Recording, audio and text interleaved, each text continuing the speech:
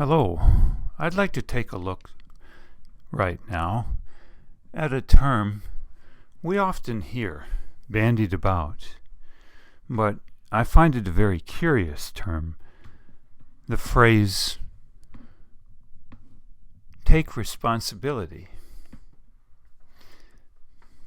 Or, to put it a little more clearly, when used by saying take responsibility for your actions or even for your feelings. What does this mean, to take responsibility, so to speak, and when can this phrase be misused? For instance, let's say we take a look at something ironic. What if we said to a man in a wheelchair missing 2 legs, for whatever reasons, let's say either from a war or birth defect or diabetes, say.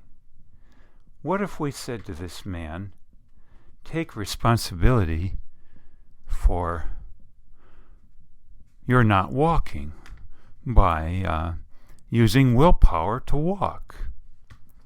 Get out of your wheelchair, in other words, and stop evading responsibility for walking.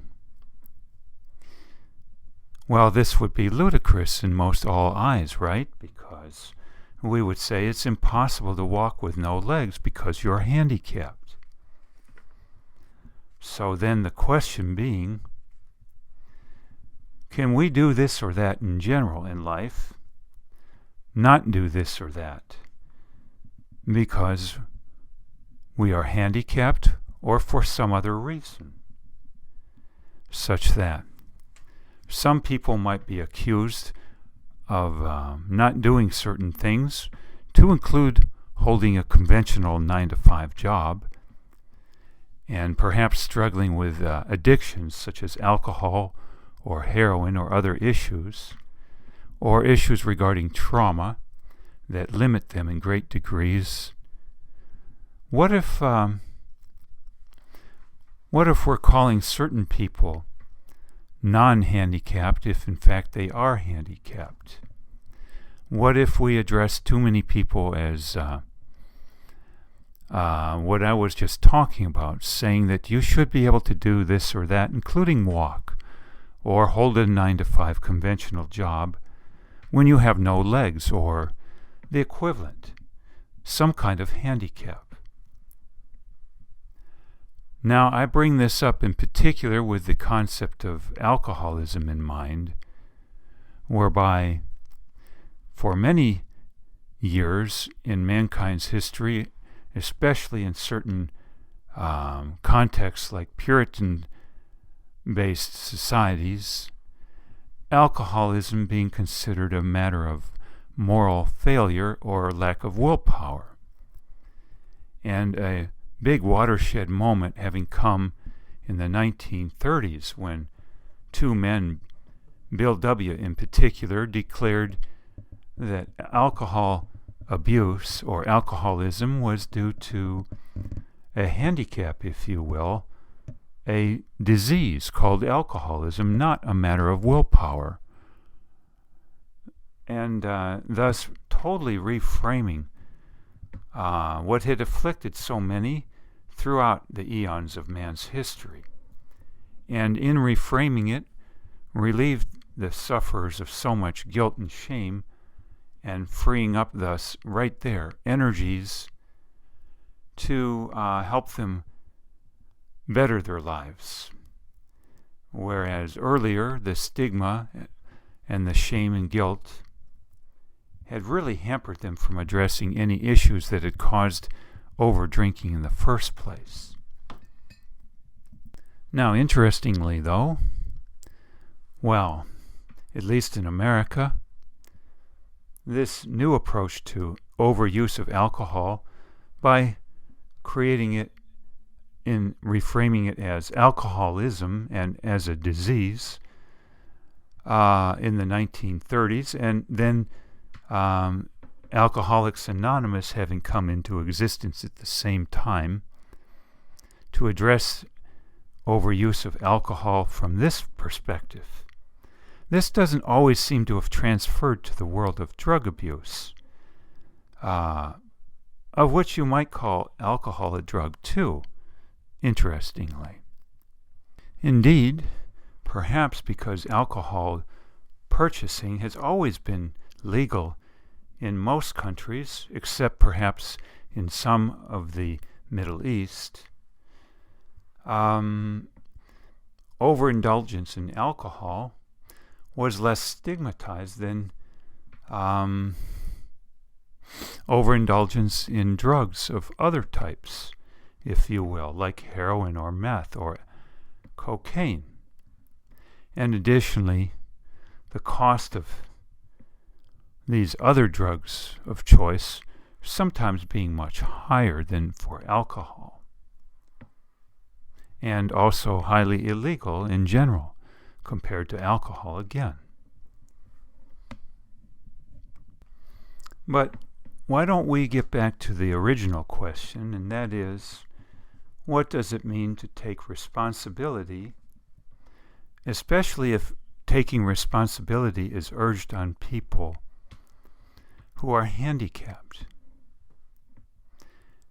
I think, for instance, of the present-day advocate for drug addicts, if you will, in England, Russell Brand, a former actor and former big-time addict himself, I believe of both drugs and alcohol, who maintains that drug abuse is also a disease, not just use of alcohol to an extreme, and has tried to promote this idea heavily.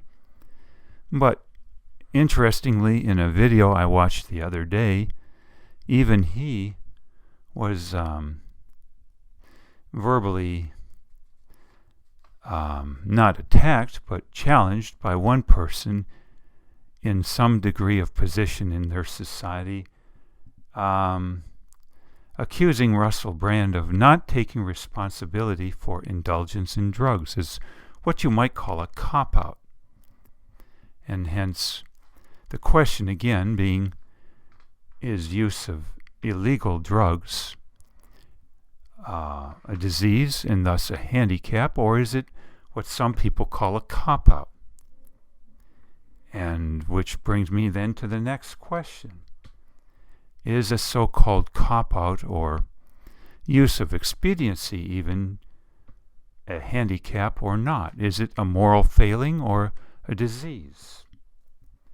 Because the question next is, how easy is it or how hard to overcome certain things a little less fixed than missing two legs, which cannot be ever regrown. So, what do we mean then by a handicap that we might in certain ways call a disease in other fashions? Are we talking solely of things relating to our physical body, like arms and legs being missing or being blind? These typically are what we call handicaps more than anything. But what about handicaps like not being born beautiful? Or what about not being born wealthy? What about not being born with a good amount of love in your childhood? What about certain genetic predispositions for either high levels of anxiety or high levels of aggression or low intelligence, perhaps? A very interesting question, I believe. What about handicaps, you might say, from excessive trauma in one's childhood, especially violence-related trauma or shame-related trauma, where one is constantly shamed and develops, in many cases, very low self-esteem? Couldn't this be called a handicap? And couldn't all of these factors contribute then to drug abuse or alcoholism? And while these things are not impossible to fix, are very difficult, even through processes of rehab treatment, so to speak. Are we to call all of these things then forms of handicaps, or in many cases, as some say, moral failings and cop-outs?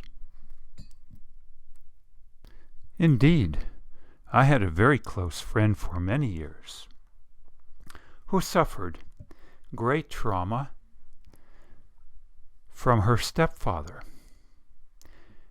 And the results of the trauma, spelling much emotional troubling, such that this person had trouble studying and holding work and applying themselves. And rather than the stepfather taking, quote, responsibility for causing this, he labeled the person as being lazy, his stepdaughter as being lazy for not applying herself, for kind of approaching life with a cop-out attitude, rather than saying she was handicapped by the trauma that he in fact had inflicted on her. So again, what do we define as a handicap? I believe is a very, very important and interesting question. In other words, are we going to say that so many people in our society in particular are simply lazy, or choosing not to work, or choosing to take the easy way out, or choosing to use drugs and alcohol, choosing not to apply themselves, etc. in general?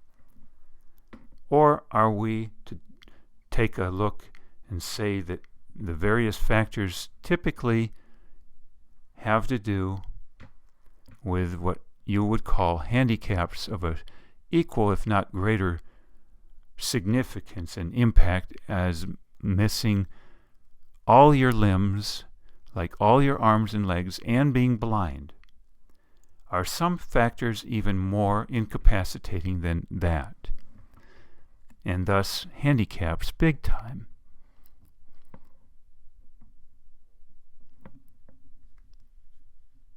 To take another example, what about the Native Americans' penchant for overdrinking? Call it alcoholism, if you will. It's no surprise to most people, perhaps, that Native American Indians today have great difficulties with overdrinking. But again, where does this come from? Is it a lack of willpower, or is it a handicap as per trauma from what some would say was a very raw deal given them by the, quote, white man?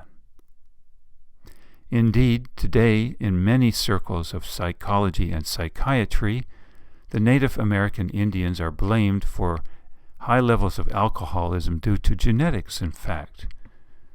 That thus there is a partial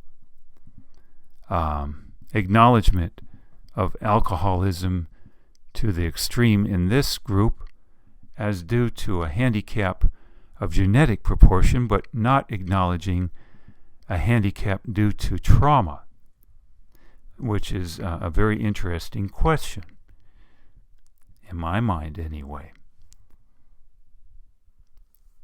And again, while many today might say that the typical alcoholic person, so to speak, can be understood as having handicaps of an emotional nature, often because of violence from their parents, particularly a father, how often does that then transfer to some other types of handicaps of emotional nature?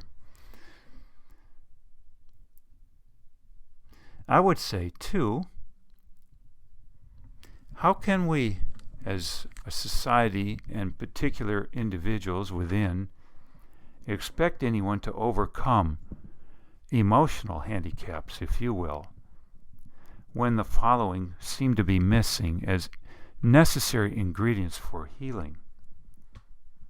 First of all, that we're way too busy in general, as Americans in particular, to have the time, the downtime, to relax in an unstressed manner and in unstressed circumstances, like away from big urban areas and apartment complexes and noise, and heavy levels of violence all about.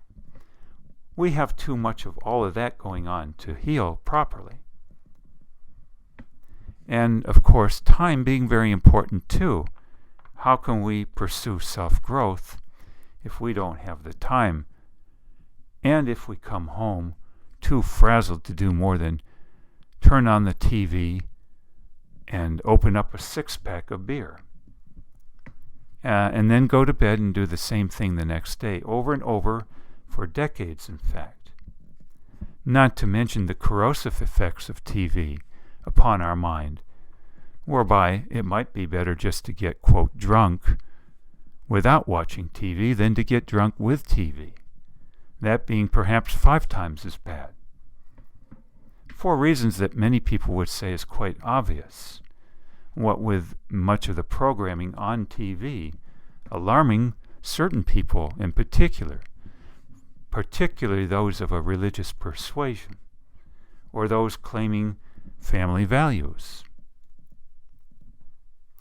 But yet another factor in why so many can't heal from trauma or oppressive situations, and in my opinion get blamed as being lazy or self-indulgent or taking cop-outs like drugs and alcohol or, quote, not getting a 9-to-5 conventional job, being, how do you improve yourself if you had a poor education to begin with? Or secondly, how do you get ahead in life if you've been traumatized and ended up in prison and then have a stigma on you the rest of your life and suffer economically in many ways, discriminated against in many circumstances? The same going for those labeled with a mental disorder, so to speak, suffering much stigma too. How do you overcome the traumas that got you that label in the first place? Sometimes due to your suffering and sometimes just due to being a minority. How do you overcome difficulties economically if you have these stigma attached to you?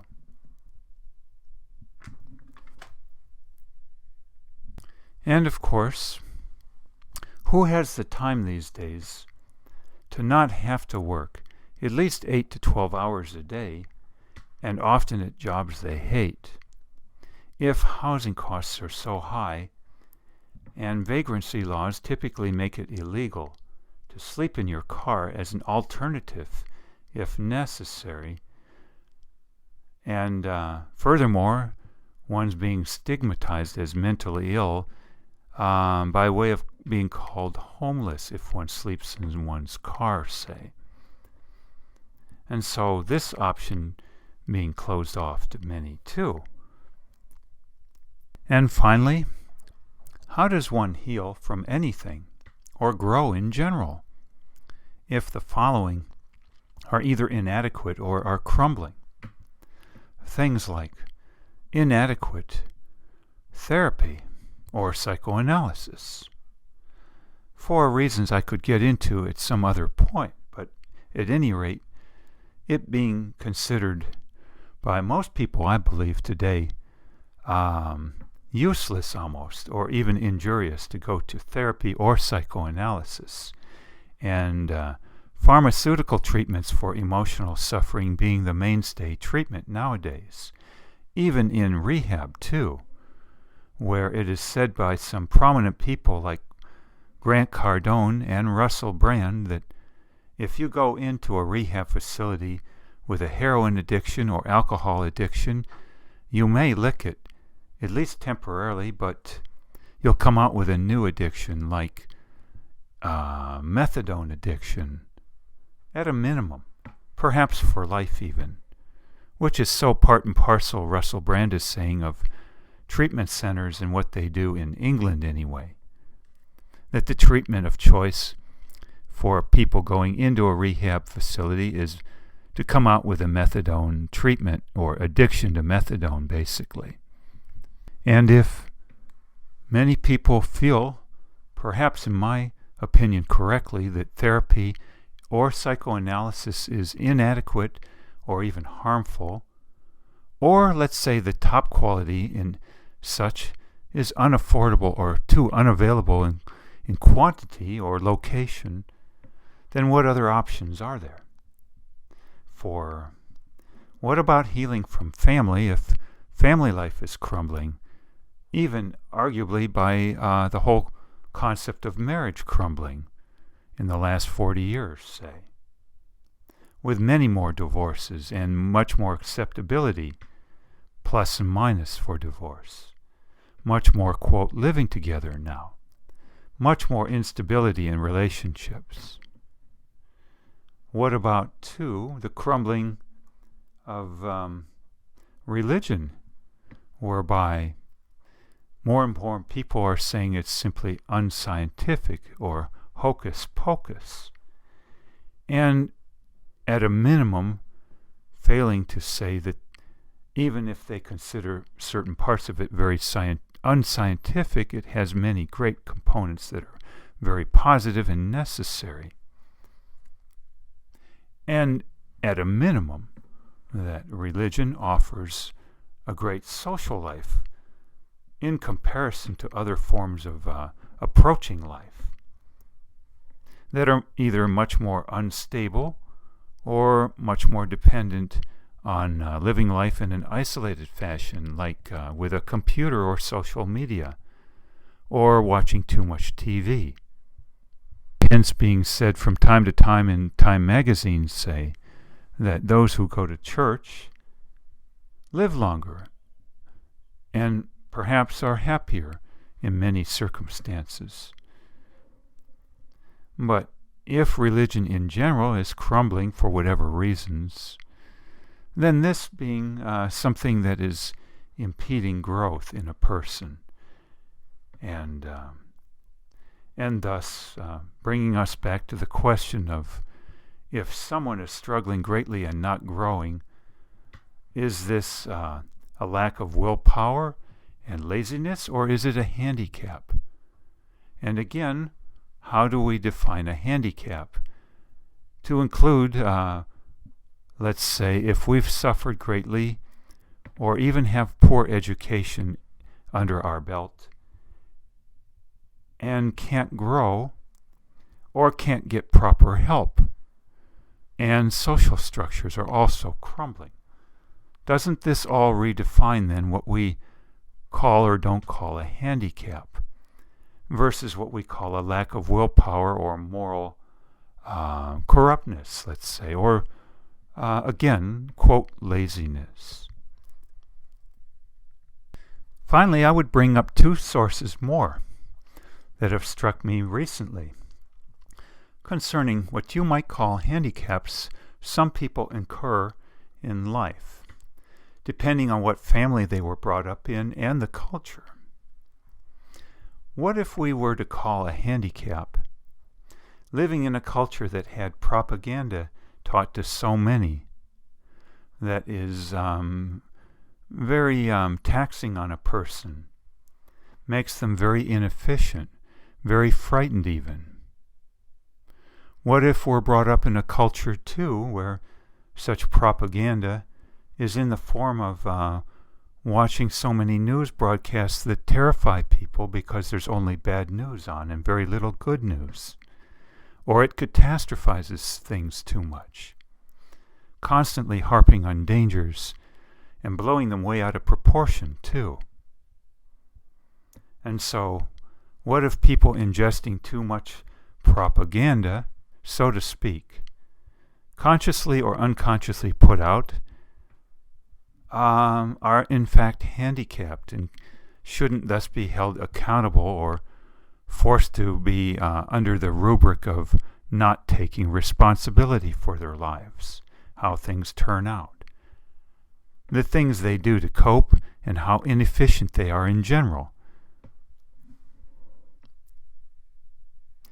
And additionally, another factor, what if we grew up in a particular family that taught us certain values or certain outlooks, certain concepts that were what you might just flat out call incorrect. You could call it propaganda within a family, but I would perhaps call it misconceptions taught to children in families that some children get a lot of and some children don't. I'm talking particularly of things that end up making some children feel very ashamed and very fearful in certain respects, and other children not having this taught to them and forced upon them. And so, what parents teach children or do to children can make them, in my mind, handicapped simply by the information given them. And I'm not even talking what you'd call trauma in terms of violence, either physically or sexually or emotional neglect. I'm simply talking about parents communicating values or a way of life or certain concepts about life that are incorrect and thus handicap a child. And what if this child can never really get past a great deal of that, at least until old age, say, from the school of hard knocks, because there is no good help available, at least at a good cost and wide availability to help you? Or finally, what if what a child was taught incorrectly is considered politically incorrect to discuss in certain societies? And so this making it right here very difficult for a child to ever overcome certain concepts that are incorrect when in fact they're adults.